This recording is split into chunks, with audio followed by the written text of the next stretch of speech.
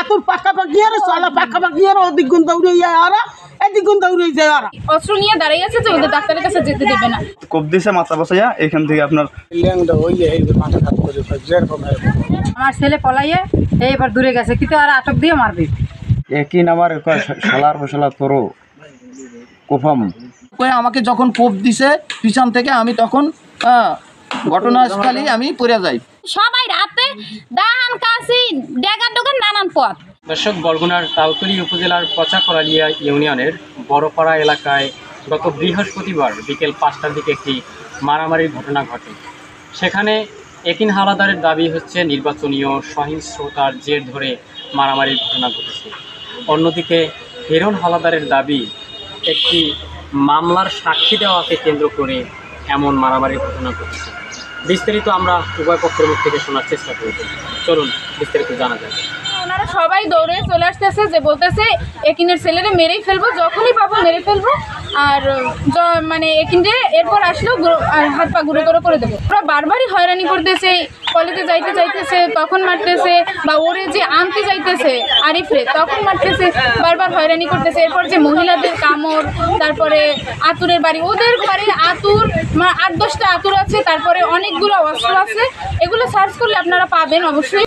মনি ও এবার নার্সিংয়ে পড়ে, ওরে ওই বাসার যত মহিলারা ওরে অনেক মারছে। কালকের বিকেলে আরিফ যখন ওষুধ আনতে গেছে, মুরগির ওষুধ আনতে গেছে দোকান যাওয়ার পর থেকে আরিফের লড়ান দেওয়া হয়েছে। লড়ান দিয়ে তারপরে মেম্বার বাড়ি হয়েছে, মেম্বার থেকে এই বাড়ি থেকে আবার আগল দিয়েছে, 4-5 জন মিলে আগল দিয়া তারপরে ধরার পরে নিয়ে কোপ দিয়েছে মাথা বসাইয়া। এখান থেকে আপনার অনেক আমার ছেলে ওই হিরোনারা আটকাইয়ে মারধর করছে, মারধর করে 7 মাস চিঠি ফেলাইছে সব। তারপর দোকানের দ্বারে কালকে করছে, কালকে আটক দিয়েছে, আবার মারবে। আমার ছেলে পলাইয়ে এইবার দূরে গেছে, কিন্তু আর আটক দিয়ে মারবে।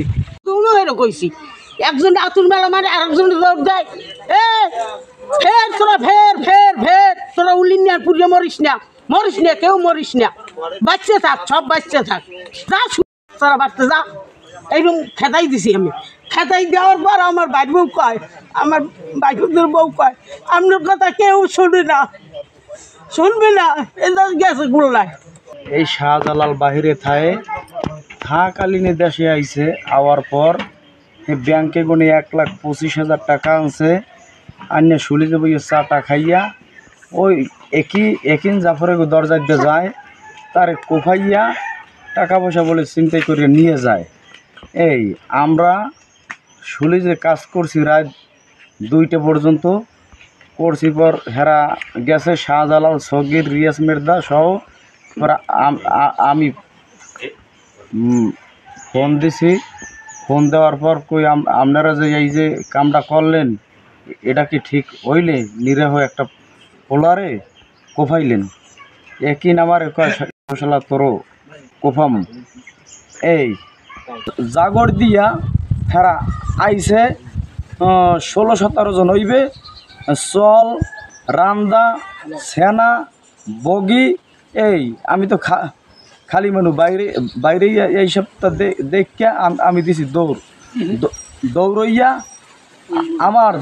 আমার জান বাঁচানোর জন্যে। আমার কাকার আমি ঘরে উঠি, আমার কাকায় গরু বাঁধে, কি হয়েছে কি হয়েছে, হ্যার দরজা ভাঙ্গিয়া ওড়ে উঠিয়া মারধর করে।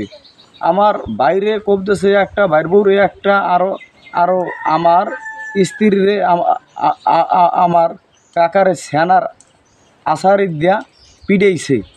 আমার এই কামড়াইছে মনের মতো, মেয়ে হয়েছে 10-15 জন। হ্যাঁ আগাতে শেষ নাই, মাথারটা তো চিনায় না। এই হ্যাগো কোনো প্রশাসনও হ্যাগো লাগে পারে না।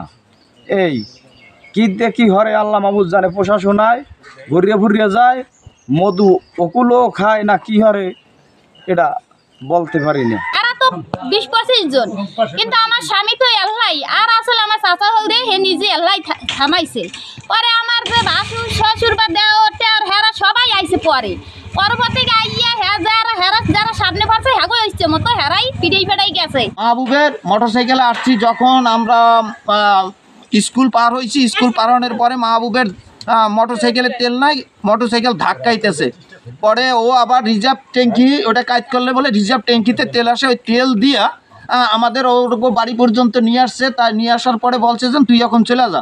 আমি বলছি তাহলে এখান দিয়ে যাব না, তাইলে ওগো দরজা দিয়েই চলে যায়, এখান থেকে কাছে হয়। আমি যখন যাইতেছি যাওয়ার ক্ষেত্রে অগো দরজার সামনে একটা কবরস্থান আছে, কবরস্থানের আড়ালে দুইটা তাল গাছের আড়ালে ওই বৈশা বগি দাও লইয়া বৈশা রয়েছে। আমি তো আদৌ জানি না। আমি যখন ওই পর্যন্ত ঘটনাস্থলে পৌঁছার পরে আমাকে ওই রাত্রে পিছন থেকে কাগরে বলা তোরই তো চাই এই কয়ে আমাকে যখন কোপ দিছে পিছন থেকে, আমি তখন ঘটনাস্থলে আমি পড়ে যাই। পড়ে যাওয়ার কারণে আমার এই যে শার্ট দেখেন, এই শার্ট কাইটা আমার শরীরের ডান ছাটে ঘাড়ের নিচে এবং সিনার উপরে আমার কোপ লাগে। এই কোপের কারণে আমি ওখানে ঢইলে পড়ে যাই। পড়ে যাওয়ার লগে আমার লগে টাকা ছিল 1,25,000। আমি ব্যাংকের থেকে টাকা তুলে আনছি।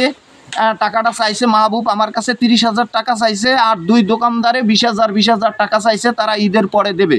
তাদের সহযোগিতার কারণে আমি টাকাটা অবশ্যই তুলে আনছি। আমার আনুষ্ঠানিকভাবে কিছু টাকার দরকার, সম্পূর্ণ টাকাটা রাইখা দিয়েছে এবং সে আমাকে মনে যাইতে ধরছে। যাইতে ধরার পরে কোনো রকম আমি ওখান থেকে আমার যান বাঁচানোর জন্য আমি ওখান থেকে দৌড় দিয়া আমি চিৎকার লইয়া কি আছে বাঁচাও বাঁচাও, আমাকে জাফর কোপাইতেছে। আসলে কেউই আমার ডাক শুনতে পারছে কিনা আমি আদৌ জানি না। লাস্টে আমি ওখান থেকে দৌড়াইতে আমি এক পর্যায়ে মানে আমার চিকিৎসা হারাই ফেলাইছি।